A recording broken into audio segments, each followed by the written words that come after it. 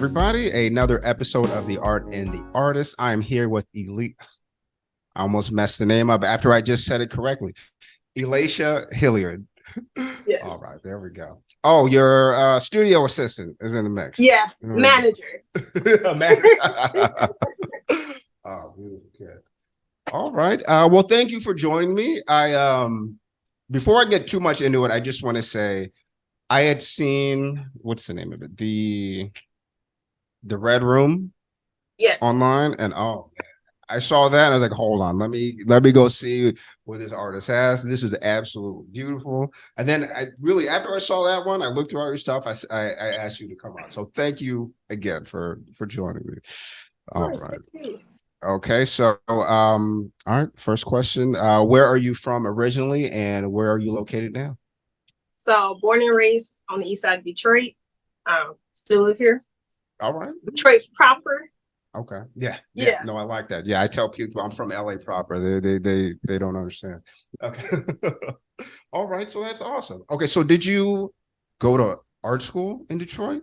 Did you ever leave? So I did one semester in art school. I went to the College for Creative Studies, okay. Which is a really good accredited school. Had a great time there, but it's $50,000 a year. Ooh. Yeah. And I got partial scholarship and now full scholarship. And it's like the part I still had to pay was like regular tuition for other people. Oh, yeah. Not other schools. That's expensive. Yeah. You know, I'm still having to pay like $25,000 out of pocket. So I guess you could say I dropped out, but our school dropout, but I'm kind of doing what I was trying to do anyway, which is, working independently. So it worked out. Yeah, no, absolutely. So you're full-time. You're a full-time artist. This is what you do. Yep. That's beautiful. That's awesome. Okay. So all right, I want to go back just to the beginning. Were you always artistic? Were you always drawing and painting as a kid? Or was this something that developed as you got older? Right. Yeah, I definitely was always, it's a cliche, always drawing in class and stuff like that. My parents both, my dad's an artist. Not only a hobbyist, and my mother draws, my grandmother. So it's like the gene is in our family. And when I was younger, I wanted to be an artist professionally, but then for some reason I thought that artists didn't make money. But that's before social media and all that. So for most of my academic career, I thought that I would be an architect because that was something that I felt like was still on the line of creativity. And then I learned later on that's not really the case for a lot of non-famous architects, you know? Sure, yeah. So my senior year of high school, my mom was just like, why don't you just apply for art school? Which is a very unique experience. I know most parents aren't telling their kids to go to art school. Really? So that ended up being the only school I applied to, and I got accepted. Off of and before that I haven't had any, college is my first time having any art classes. Oh, okay. All right. So up until that point, it was just, self-taught, self-trained. That's awesome. That's fantastic. Thank you. Okay. All right. So your mom told you to go to art school. That is not very common. So so both your parents were on board with it when you decided to choose it as a career? That's weird. Yep. Okay. I know it's very unique, especially like, I mean, I'm American, but I know for like ethnic households, like you got doctor, lawyer, engineer, but my parents were very, probably it helped that they were also kind of creatives too. Yeah. That they were like, and they didn't get to, work with their passion. Yeah. They probably wanted to like live through me. So they're really happy that I'm an artist. Yeah, that's awesome. They must be completely excited with with all the success. That's awesome. Yeah, it's funny. My dad's an artist. I was a musician when I was younger, and he told me to get a real job. So that's. But then that brought me here. You know what I mean? So it all worked out. Right. Okay. All right. So you said you grew up in a family of creatives. So did your parents? Were they putting up art and stuff around your house, around the walls and stuff? Were you seeing them make art as a child? No, well, when I say creatives, I mean completely like as a hobby, but like secret hobby. So my mom, we didn't really have art around the house, you know, poor Black family. So whatever art we had was like from Family Dollar or something like that.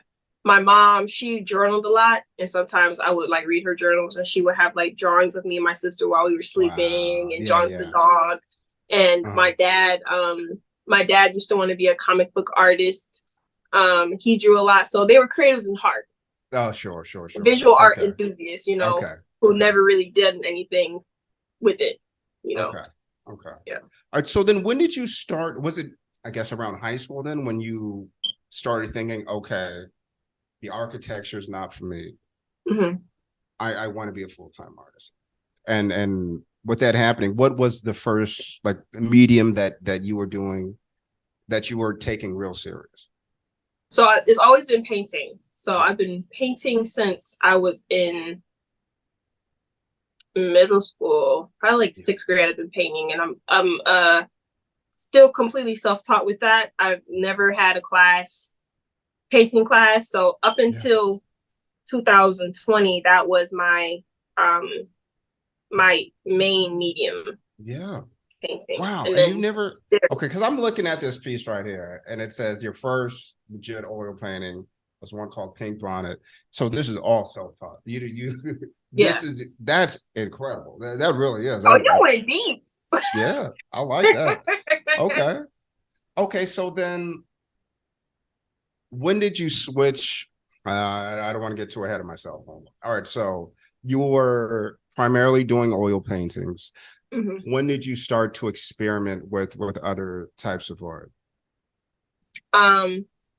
I would say that during the quarantine is when I allowed myself to kind of switch. I went through a 2-year hiatus of not really creating any art, and I was after a huge burnout from taking too many painting commissions. Yeah, sure.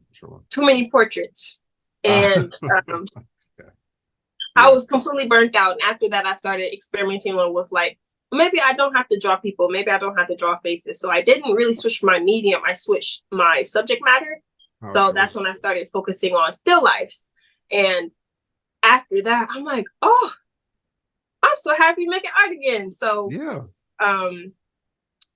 that's when I think the switch to my style happened. Now I have like my most popular pieces of art pieces that have no people in them. Okay. And then in 2020 is when I started seeing printmakers on TikTok. None of them were Black, but I was really interested in the medium. Yeah. Primarily because that you can finish a piece and make multiples of it by hand. Oh, sure. And I love the fact of that, opposed to like waiting months for a painting to be finished. Yeah. A really slow medium, and I was really frustrating. And I don't like to draw. So okay. Yeah. So I wanted to find something where it didn't take millions of years and I can still use the colors, you know, that I wanted to. Hate a watercolor, don't like to draw digitally that much. So in 2020, that's when I delved into printmaking and taught myself, and then now I'm here. It's now my primary medium now, which is crazy because I built my whole artist personality off of being a painter. Yeah. Okay. Oh, man, that's awesome. All right. So then how did you learn the printmaking? Just online? Self-taught, You just kind of figured it out. So thank goodness there's so many ways to learn things now. YouTube, TikTok. So I looked at TikTok. Every time I seen a video on YouTube, I would save it and watch it. But the main thing was just figuring out what worked for me, creating my own techniques, taking little bits and pieces from here and there. And I was able to finally establish like a formula and a style that worked for me. Yeah. But never took any classes, but very exciting. I'm about to start teaching a class soon. So I was like, oh, printmaking class. Yeah. Oh, that is beautiful. You know, and you're absolutely right. It's so easy to learn like how to do stuff now. Like okay, so I was watching the video you have on YouTube, right? And then you said something that just brought me back to my first ever episode here was I don't know how to edit. Like I don't I don't know what's going on here. So I will I had a little bit of help. I got one of my best friends as an editor. He edited for I don't know if you've ever seen the show Queen Sugar. He was an editor on that show, Ava DuVernay show. So I kind of, had a little bit of an insight, but this was something I had no idea how to do. And now you're teaching a printmaking class. That's absolutely fantastic. Okay. So do you still take oil painting commissions? So I know you still have the commissions. Yeah, I checked your link tree. All right. So here's the thing. So I do oil and acrylic. I haven't done oil in a long time actually, but I have one commission I'm doing right now. Okay. Doing right now. And it's a painting commission. Okay. And this is the first painting commission that I've taken since 2018. Okay. Okay. Oh, wow. Okay. Yeah, that's a while. So still nervous about it. And I will, since I've opened my commissions up the beginning of this year, I've only taken, or the end of last year, I've only taken lino cut printing commissions. Okay. Way less stressful. So for this particular commission, I made it clear, like, do you acknowledge that I don't do portraits, right? Yeah. So you see, I'm still like, yeah. I'm very happy that the short answer is yes, but there's guidelines. Sure. And this one, I accepted it because the person was really enthusiastic about my work. And I was like, you need the money, so let's go ahead and do it. Yeah. Okay, but that's good though. You set some boundaries and guidelines to let these people know, if you want this from me, these are the rules. No strict boundaries. Like, we're entering a romantic relationship.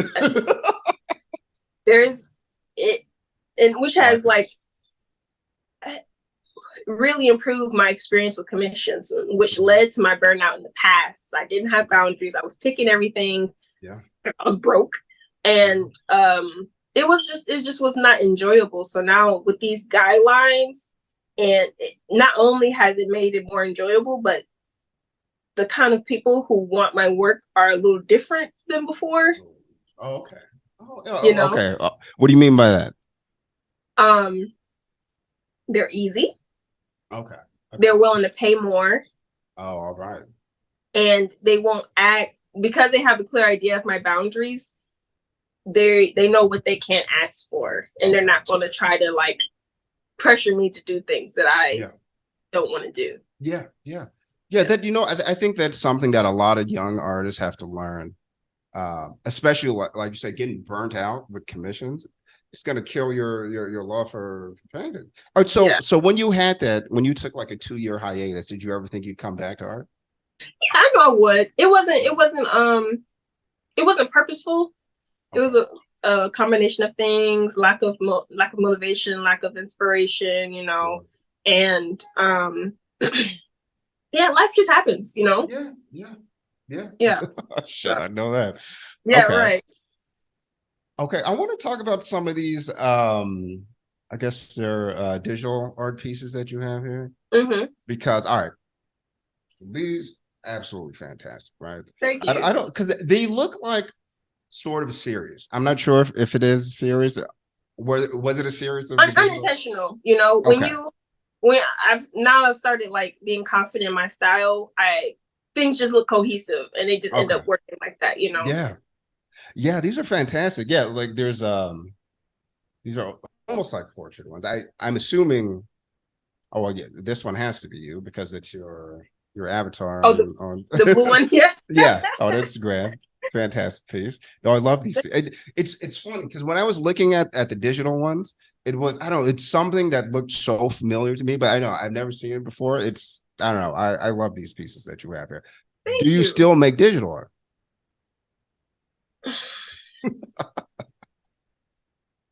Probably once a year. Oh, okay. Once a year. Sometimes it usually happens when I have to get an itch out. Like in between projects that I'm getting paid for, I'll make something on the tablet, you know, that just gets that itch out for me to make something. Sure. But it's not my primary medium. I learned how to do it because I think in 2023 all artists need to know how to do something digital. Absolutely. And I am backtracking. I've noticed that when I like do events, I have like 3 different mediums on the table. Yeah. And people are like, are these all yours? Yeah. Oh, I like that. So I'll definitely keep these in like the archive, the catalog, but I think for the future, I won't be doing too many digital pieces. But I do what I still do on the tablet. I use Procreate. You know about Procreate, right? Oh, sure. I use it to draft all my ideas. So all the prints that I have, I've drawn it on the tablet first. Okay. That's what I was going to ask you. All right. Okay. So, was there ever a time? Oh no, wait. Let me backtrack there. Okay. As far as your style goes, how it's kind of evolved and changed over the years, was that more of a just kind of like an unconscious thing that just sort of happened, or did you intentionally sort of deviate to a different style of creating art? It was intentional. I think that was the hardest thing for me as an artist, as a young artist, is figuring out who I was.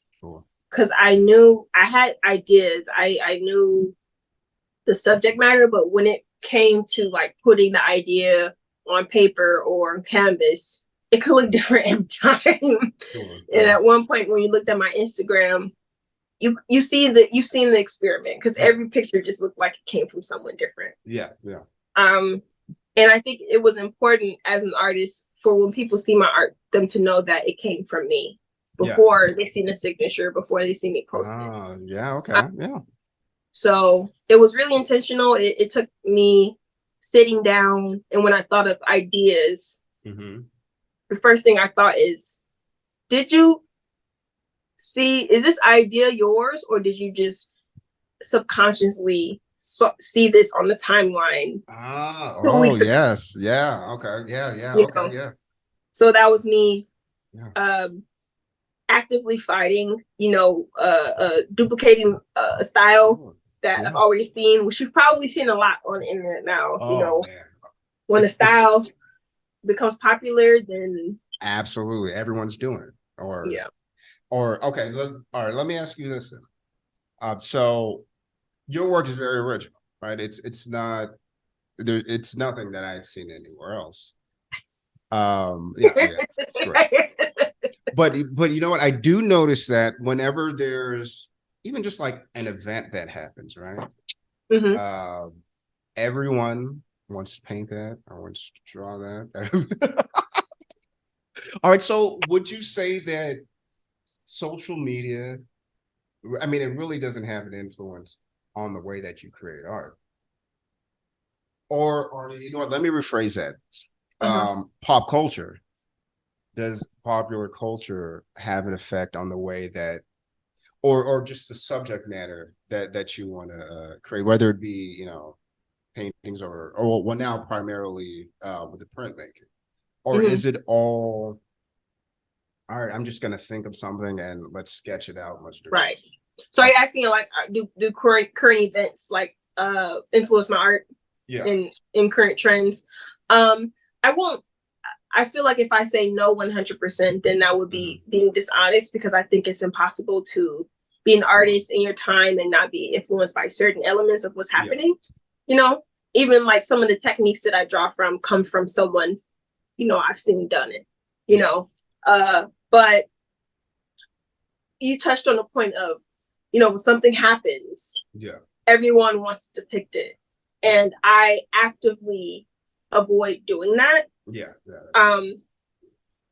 Not because I feel like it's not important, but because that's not necessarily the kind of artist that I am. And some other artists are that. Some artists like to. I'm sorry, that's my cat.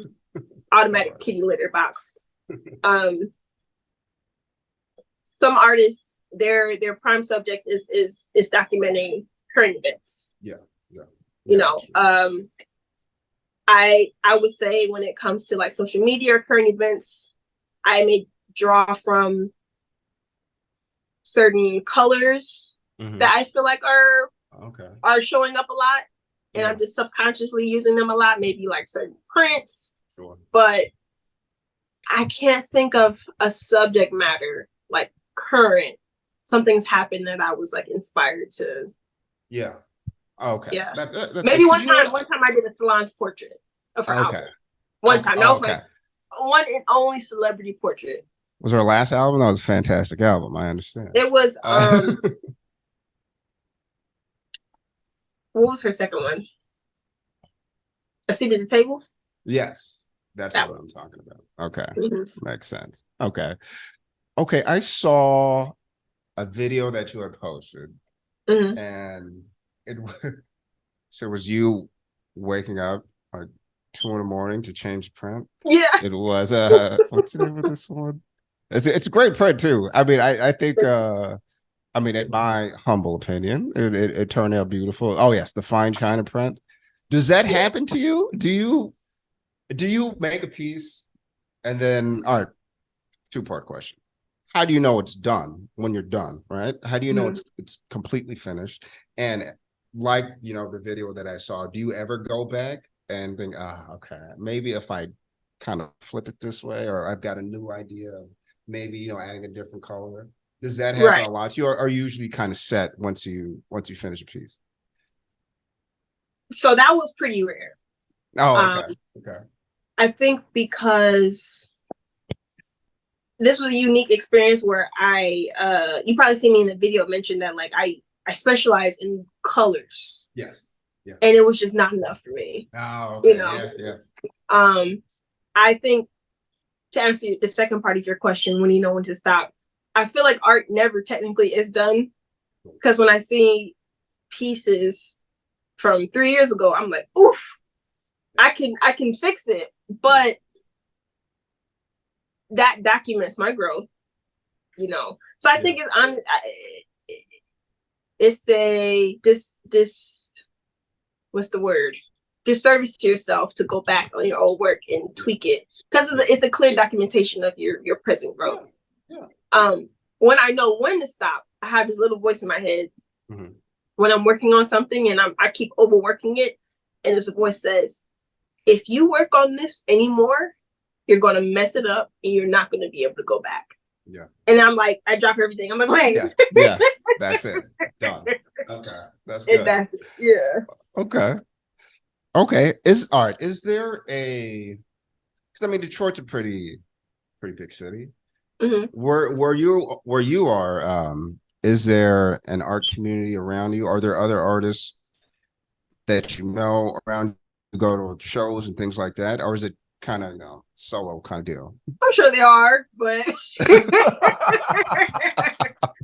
so I actually spoke about this a few weeks ago. I'm going to actively try to immerse myself locally, because as of right now, like the audience that I've grown has been from online.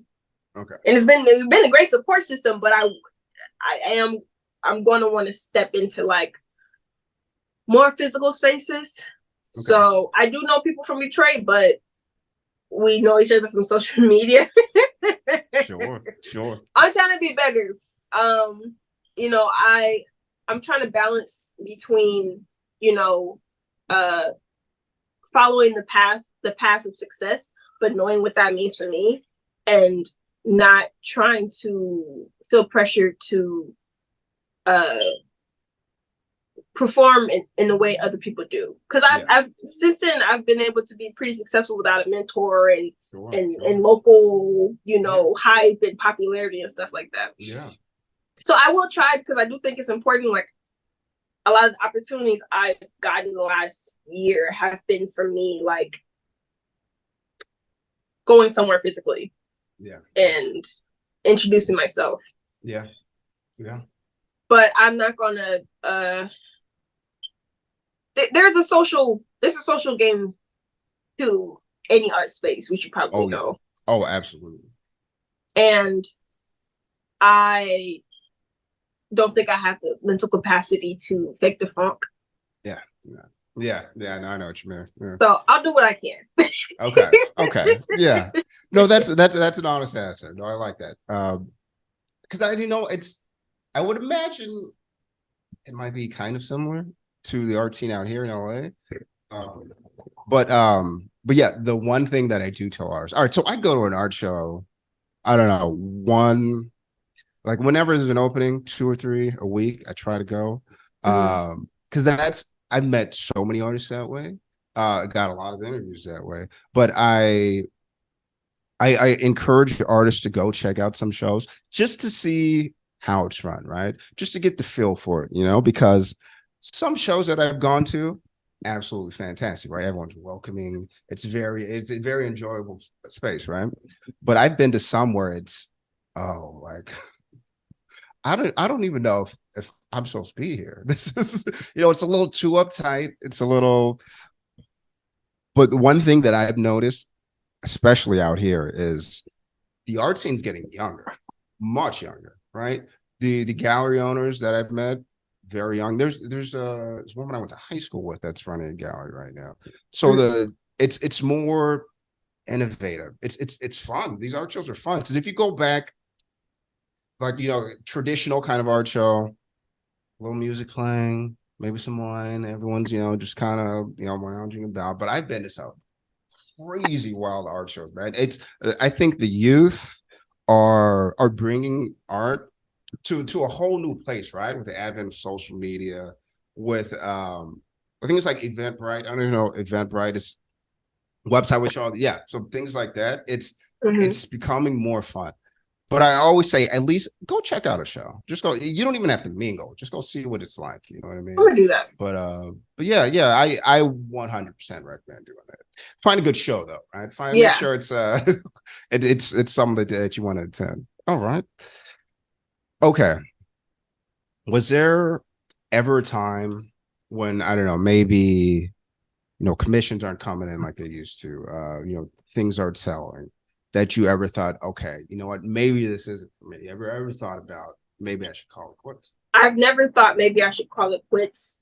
I think the thought is I gotta go harder, or okay, you gotta do something, you gotta hustle. Absolutely. And I'm from Detroit. I'm not a stranger to hustle. So I've only been a full-time artist for a little bit over a year now. Okay. So before that, I had the comfort of a part-time job to fund the art. Okay, yeah. So like I haven't, thankfully in this year, I haven't had too many situations where like I can't do this anymore. That's good. But it's only been a year. Yeah. No, that's great. But anytime I've hit a hard spot, like right now, like when summer ends, things get a little slow. Yeah. I have a sale, I post more, and usually it works out a little bit. Yeah. But I'm a hustle. Yeah, there you go. I've been doing it so long, and I've already tasted success. Yes. Yeah. Okay. So it might have been different if I didn't see the numbers that I've seen, and I didn't see the support that I've seen. If I've just been doing it for so long and haven't seen any progress, then I would be like, okay, you shouldn't do this. But I think it's a combination of seeing this work, seeing what I have the capacity to do, but just seeing my art improve. I'm like, the right person sees this. Yes. I don't make crappy art. No, you don't. No, it's gonna work out. Yeah. Oh man, no, that's great. Yeah, this man, I'm telling you, that Red Room print, that's my absolute. It's one of the best art pieces I've seen in a while. I absolutely love it. I'm looking at it right now. Okay, so as far as the colors go, then, so you said you kind of specialize in color, right? Putting the right things together. Is there like go-to combinations, or is it just kind of on the fly you figure out what colors you're going to use? Yeah, definitely on the fly. Like for this print, the one you just mentioned, the Red Room, I went through on on my tablet is when I do my color experimenting. Yeah. I went through so many color combinations. Sometimes I mess with the complementary colors. Sometimes I look around my room. It's just constantly experimenting into something. The color combination makes me feel something. Okay. Yeah. Oh, I see. Yeah. Okay. Yeah. Yeah.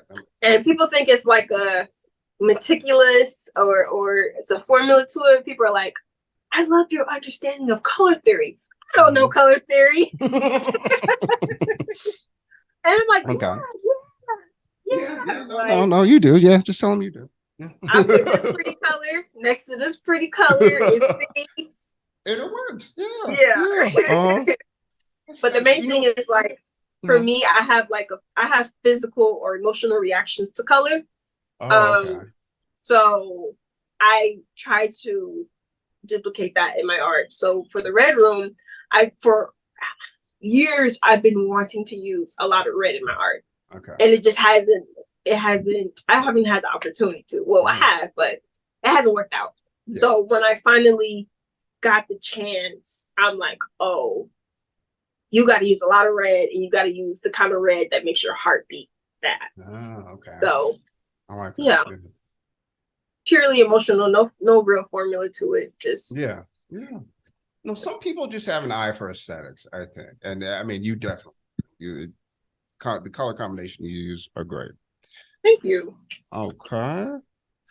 So I want to talk about like the inspiration for your pieces, right? Mm-hmm. Is it how do I say this? Is it more so just sitting down and thinking of ideas, or is it okay? Okay, so like the red room, right? Mm-hmm.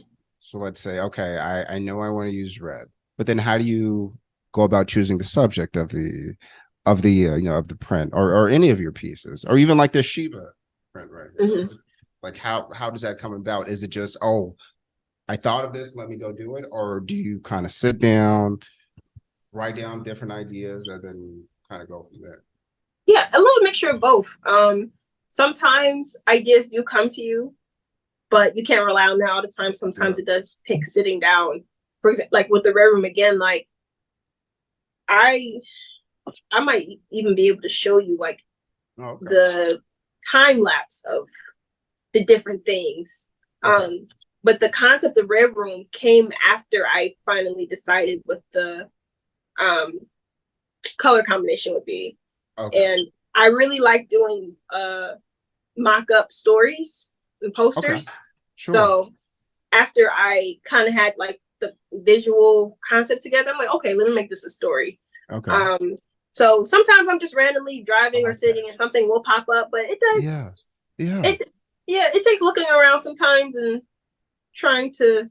Honestly, I'm just looking around and seeing like that is my aesthetic. Yeah. Okay. Yeah. No, I like that. Yeah. Okay. Yeah. All right. I want to talk about, what is this called? I want to talk about some of your merch, right? And Bookmark Club, and as far as the merch goes, and you know what? I think maybe you're pricing some of the stuff a little too low.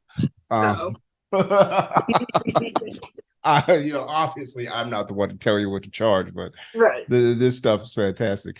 All right, so the prints and the stickers that you have for sale, are they all like prints? Are they all full pieces before you add them onto the merch? Are those specifically for merch? You said, are they all some specifically for merch? Yeah. Or they're prints that you have, and then you go ahead and make the stickers and other things with it. Yeah. Right. I don't. It's hard sometimes to balance between when you're an artist and also wanting, like with an e-commerce shopper, wanting to make money, trying to balance between wanting to make what I want to make and also wanting to make what I know people want to buy. Yeah. But I'm at the point now where I'm really confident in my art that I just make what I want to make, and I'm gonna just make a sticker and a print of it and hope somebody will want it, and thankfully they do. So I don't make art for merch. I make merch of my art. Absolutely. Okay. Yeah. And everything is made in my little room. Yeah. Okay. Yeah. Are these limited editions, these prints? Do you make a finite amount, or is it, when people order, you just go ahead and give them out? Right. It depends. So for the digital pieces, those are just made to order, like I don't, they made on a tablet, but like some of the lino cut prints are closed editions, Okay. One of my most popular print runs, I only made 75 of those. It depends on how I feel. Okay. For the digital prints, I don't feel what's the word? I'm trying to word this correctly. Mm-hmm. I don't feel an attachment to them to make them as limited for the digital prints, Okay. Yeah. Okay. All right. So have you shown before at a gallery? Yeah. So not an official gallery. I have done shows. Okay. That either are like curated by me or curated by someone else. Okay. This year or the beginning of next year is when I'm probably going to be again focusing on doing more local stuff and showing in galleries. But I actually am proposing a show to a print studio that I'm associated with. They're moving into a new space and they're going to be building out a gallery space. And I'm actually going to be building on the Red Room print and making it a whole series. All right. So I haven't proposed to them yet, but it's a mock-up movie. So each print is going to be the next part of the movie. Oh, that's a great idea. And the last print will be like the ending. Yeah. So that's going to be the first one that that'll probably be like my first gallery show. Okay. Yeah. Oh, that's great. That's fantastic. Okay. Thanks. All right. So I want to talk about if you do remember this, the first piece of art you ever sold, right? Or the first person to do seriously collect your work.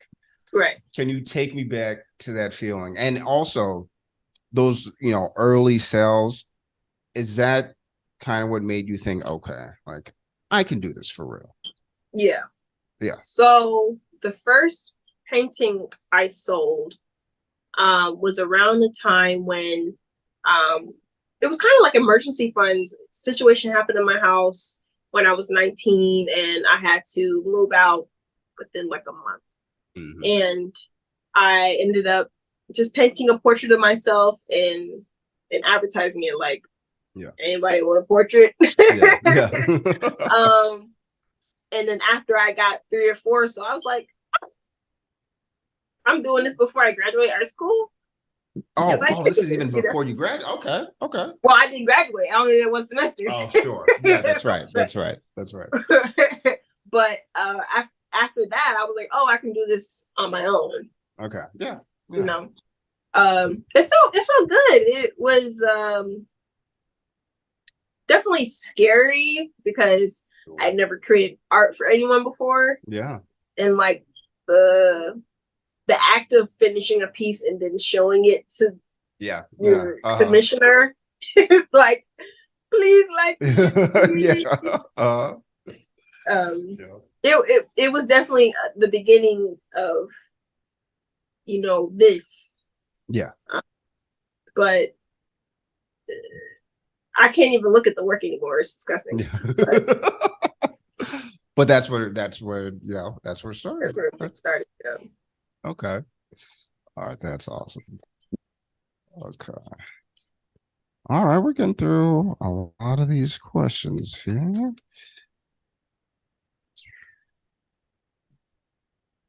Okay. So when you're younger, like the neighborhood that you're around, I mean, you had mentioned before that you thought, okay, well, artists maybe they don't make any money, right? But as you're coming up, or even as a child, right? Was there the environment around you? Was it? How do I say here? Was it conducive to sort of cultivating the artist that you are right now? Did you have that support? I know you said both your parents were creatives, but sometimes sometimes kids growing up, especially if they have artistic parents, it's all right. Like, can I do what they do? But also, is my community going to support what I do? Right. Have you found the support from your community? Was it always there, or was it something that you realized a little as you got older? Right. Well, my immediate community, yeah. Again, like I can acknowledge that is a really unique experience. Yeah, yeah, yeah. Even outside family members, I was always known as the artist. Yeah, yeah. Whether they knew what I was going to do with that, I never had anyone discourage me to be an artist. Yeah, that me thinking artists don't make money was completely just me thinking it. No, yeah. But yeah, I had having an environment that's conducive to supporting my art career. Yes and no, because even though my parents did support it, I didn't put me in classes. Sure. I didn't have extracurricular visual artists, anything. Yeah. So they emotionally supported. I feel like more maybe could have been done, but I think they gave me the most important thing was just confidence and always the emotional support that I needed. Mm-hmm. Do you think that, you did 1 year of art school. Do you think that, all right, so I have, I don't know, maybe not a theory, but I always think about this. When artists go to art school, they learn technique, they learn, like the basics, right? Like things every artist, supposed to know. But self-taught artists don't have those boundaries, right? There's no real set of rules that you have to follow that's been, put in your head through 4 years of art school. Do you think that not finishing has maybe, I don't know, made you more creative, made you, want to, just go out of the box a little bit more? Yeah. Yes and no. The teachers will always say you need to know the rules to break them. Ah, sure. Okay. Which is true, but also not. Yeah. I think I didn't have the technical skills that my classmates had because they had all had classes before me. Oh, sure. The only one who never had art class. Yeah. But what I did have over them was excuse me. Of course. Was because I didn't have those technical skills, I had to rely on conceptual ideas and just building ideas so that when we got critiqued, you're not focusing on my lack of technique, you're focusing on the story. Oh, sure. I do think there's a benefit to the classes, like the figure illustration class helped me a lot. Yeah. The drawing classes.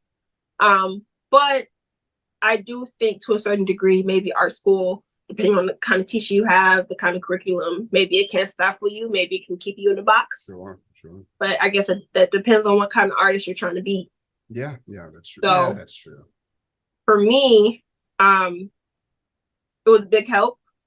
It's hard to say because I only did one semester what my experience would have been if I finished.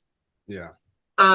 What my style would have been if I finished. Sure. But I'm happy with how things laid out. I would love to go back, get some fine tuning, to make things easier. But I'm pretty satisfied with how things played out. Yeah, that's awesome. Okay.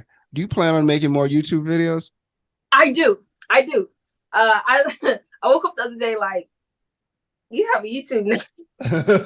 Yeah. I really just made myself post it. So, like I said in the video, I'm not really sure what I want it to be.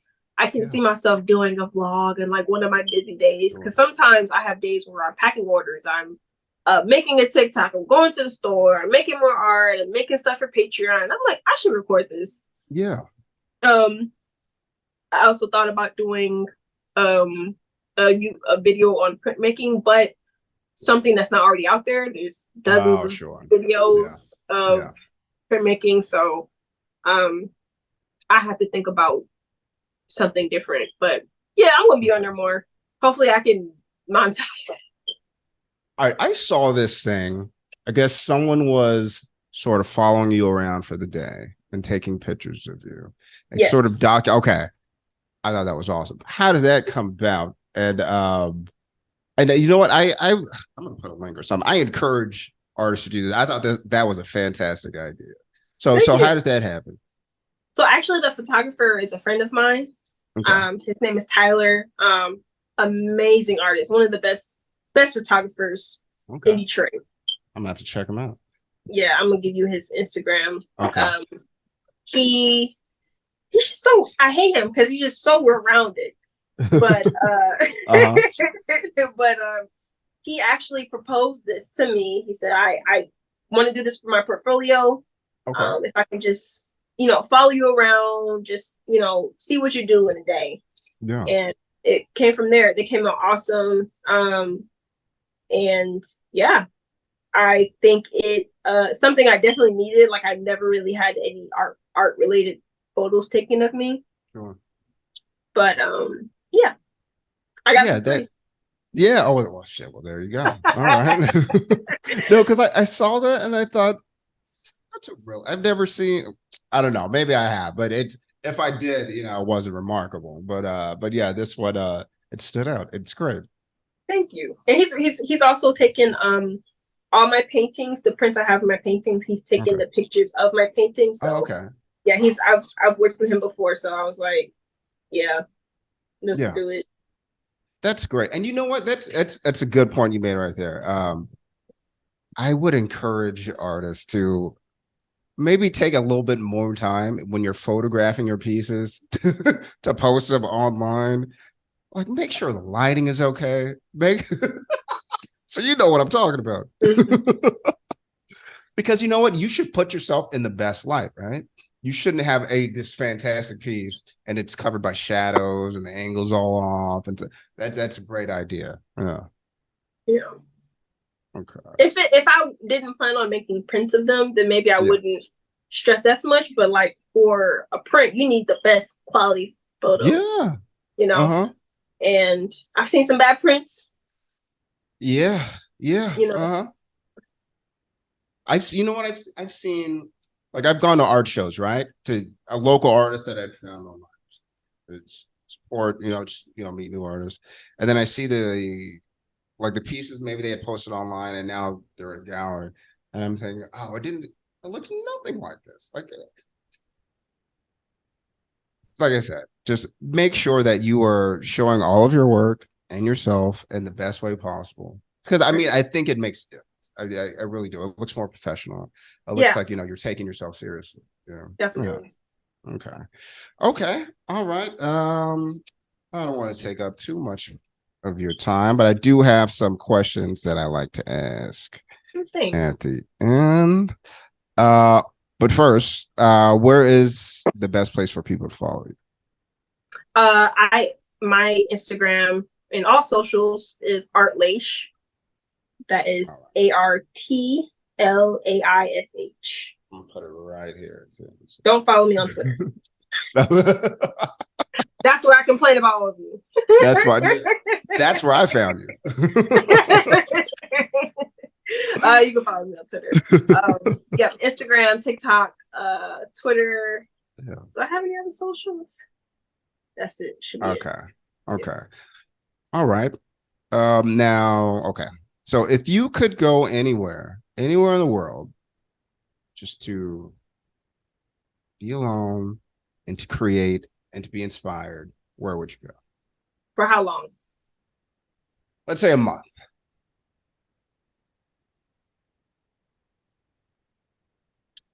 Create, be alone. I think I want to go somewhere in South Asia because their use of color with textile and stuff is really inspiring to me. Yeah. So I'm going to say Bangladesh. Oh, interesting. Only because very specific, right? Yeah. Only because I'm learning Bengali. So, really? Yeah. Hold on, wait a minute. Okay. How did that happen? So what made you want to do that? good question. So Detroit, we have a island city called Hamtramck. Okay. And it's home to a lot of Bengali immigrants, Arabic immigrants, okay. A little bit of Eastern European people, but okay.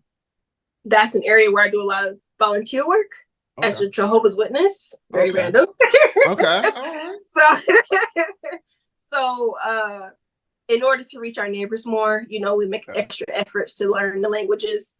So Bengali has been a language that we've been teaching ourselves for a few years now. Sure. So I think we were supposed to take a trip to Bangladesh before the quarantine. So yeah, if I could just be somewhere for a month, I would be there not only for art inspiration, because I love their art style as well, but so that I can put myself in a crash course learning the language. Yeah. Super random, but yeah.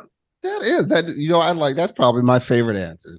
Yeah. Very specific. I like that. You know exactly where. That's beautiful. Okay. Okay. Is there any advice that you would give to a young artist coming up who's maybe, getting a little disheartened because they're not getting the sales? They're not, they feel like it's all for nothing. Right. Question one. And my second part of that question is there any advice you wish that you would have had when you were young? Ooh. Young artists to young art, or advice to young artists. This is going to sound harsh. Okay. I think it's really difficult to be a young artist right now in social media because we don't know how to balance between,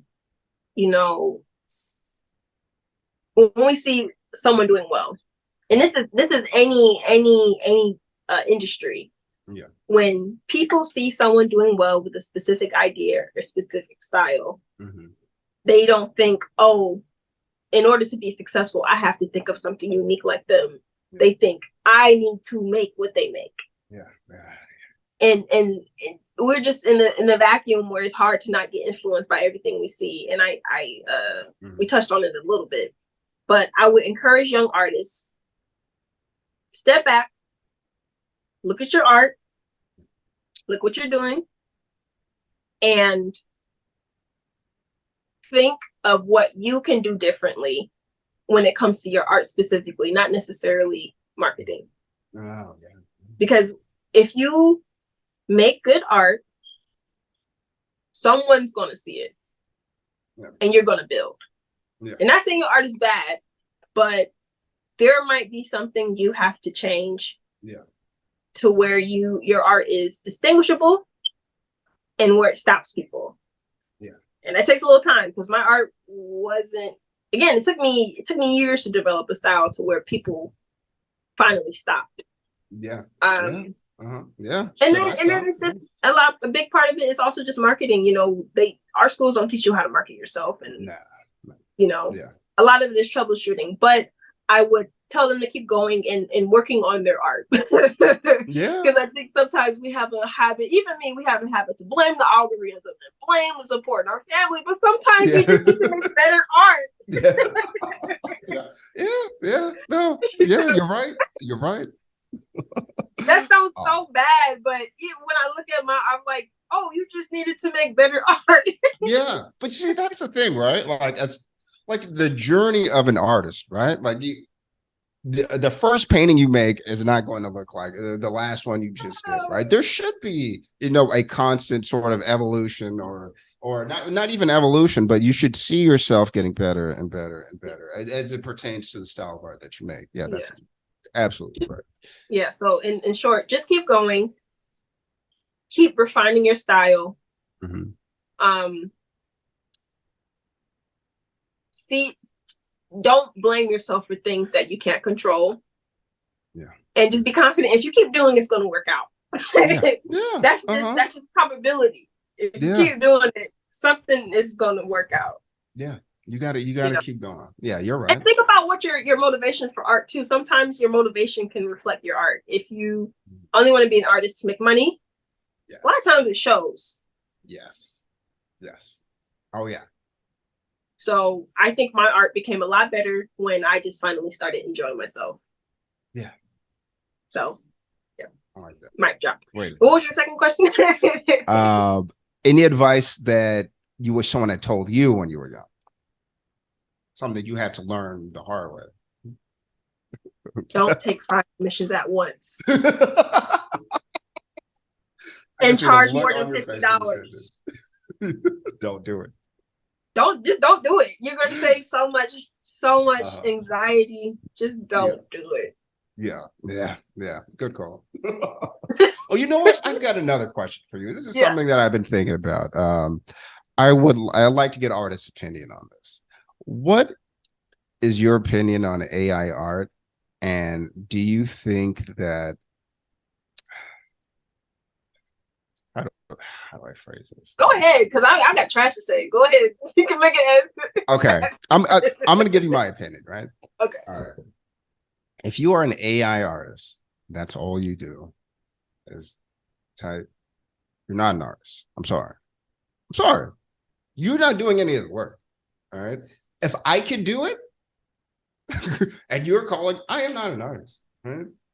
At best, you are an IT technician. Yeah, absolutely. All right. So, all right. What do you think about, because you know what? All right. When it first came out, when people were first making AI art, I thought, oh shit, this is going to ruin art. But I do feel like just artists in general are like, hold on a second. No. Like I'd say the pushback from artists has been fantastic. And these, AI artists, they get so mad when you tell them they're not artists. But it's not. It's if a computer is making the art, you're not an artist. I'm sorry. Yeah. So what's your opinion on that? Oh, it's so layered. Well, firstly, I'm so grateful that I have a style that AI can't duplicate, and people won't. I'm sure it can, but a lot of digital artists have gotten comments like, "Is this is AI art?" Yes. Yeah. And they actually did it, but I'm sitting back like, as a traditional artist, nobody will blame me for that. Sorry, yeah. You see the pain here. I think exactly what you said. You're seeing a beautiful picture. It being beautiful is only part of it. Yeah. Making art. The other part is it being human made. Yes. Yeah. Yeah. Or created. When something AI generated, you having the computer make it, you're making the prompt. Yeah, so when people make AI art, they're making a prompt, but they're not. And they say, "Oh, I put like 100 prompts in here to make it," but that's not creation. It's at best it's manufacturing. Yes. Yeah. And it's been scary. We've been seeing like AI book covers with AI books and people winning art competitions with AI art. But I think it's gonna I think humans we are just naturally drawn to things that look like they've been made by humans. Yeah. Yeah. That's a part of what makes us human in general is the fact that we can create art. You know what I mean? Yeah. Like, there's no other animal on earth that does that. So I just think this is just a new thing. Just how they had the NFTs and how every time I got pressured, every post I made, you should make this into an NFT. I think it's gonna phase out as soon as someone builds a car with AI and then has an accident. They're gonna be like, yeah. And a lot of these AI I do, Oh no, go ahead. I'm sorry. Only AI I do support is the chat. What's it called? Chat GPT. Yeah, I'll use that. Absolutely. So, yeah. My cover letters. Yeah. But yeah, it's unfortunate. I'm just thankful again that I had the style to where I'm not afraid of it taking my job. Yeah, that's true. But yeah, you're right. I feel for artists who feel threatened of this. I feel for them. To see their styles duplicated because it literally is taking pieces of their art. Yeah. And it's It's weird. And I think for the people who are mad about they're mad at people saying that they're not artists. These are people who have never been creative, and now they have a chance to claim to be creative, without putting in any work. Yeah.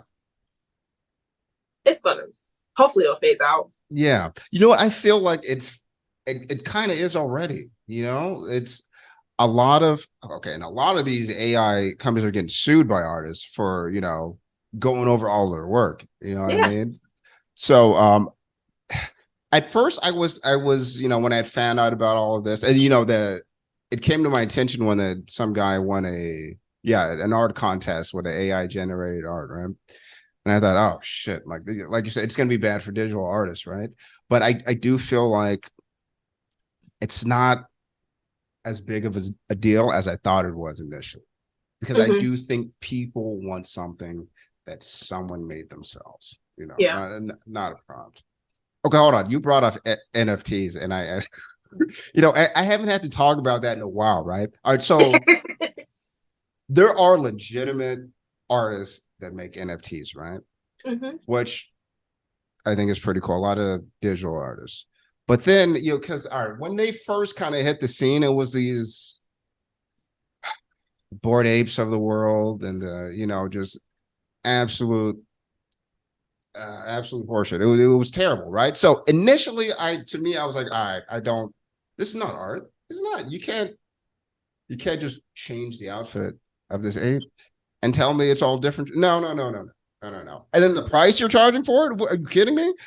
Initially, I think it hindered digital artists that were making NFTs as actual art, right? But I think that sort of ridiculous priced NFT has kind of gone to the wayside. And I have seen actual art. So I went to this art show not too long ago on Melrose, right?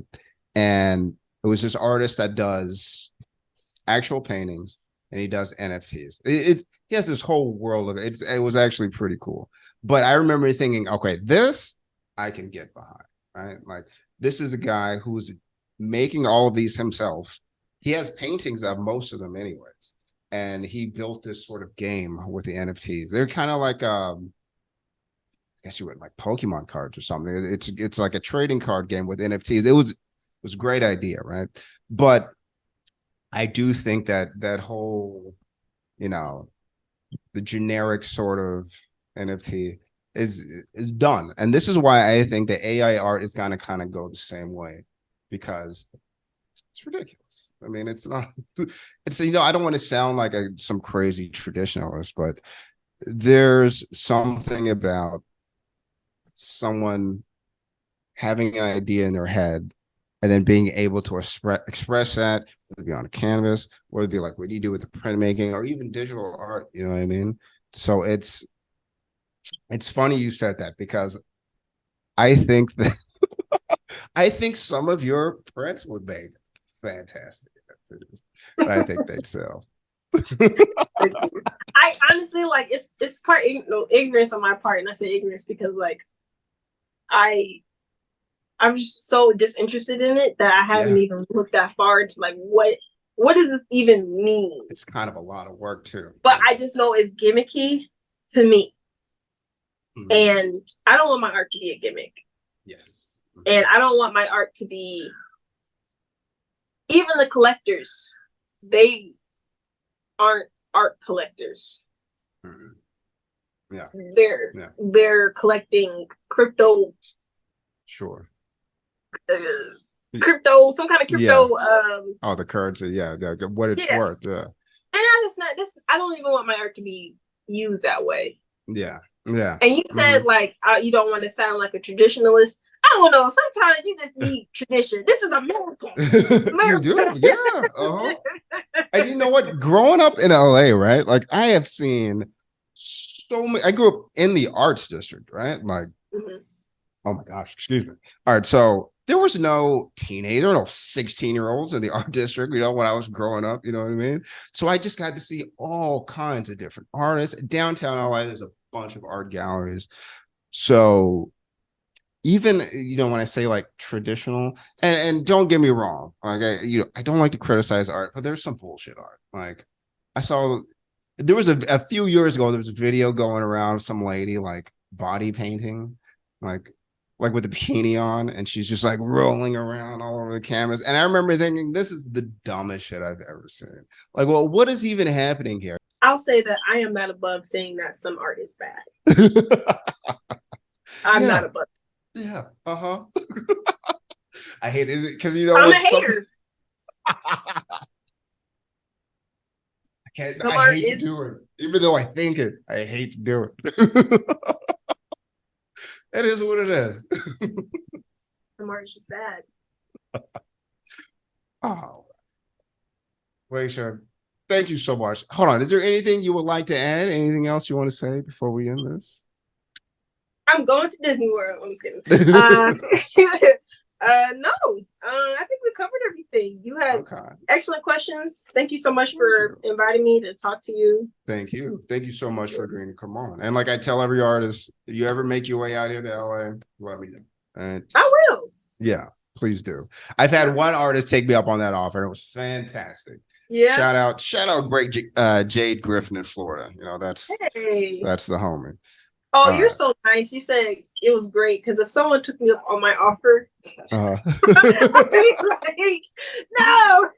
No, I love it, man. Especially, all right. So, like, this is my city, right? I would like to show you around, like, all the, like, as for art, especially like different galleries and museums and stuff like that. But yeah, no, I'm a staunch LA defender. LA gets a lot of shit from from the rest of the country, but nah, man, I love it here. So yeah, you ever make your way out west, let me know. I got you. Thank you. All right. Well, thank you so much. See you guys next time. Thank you.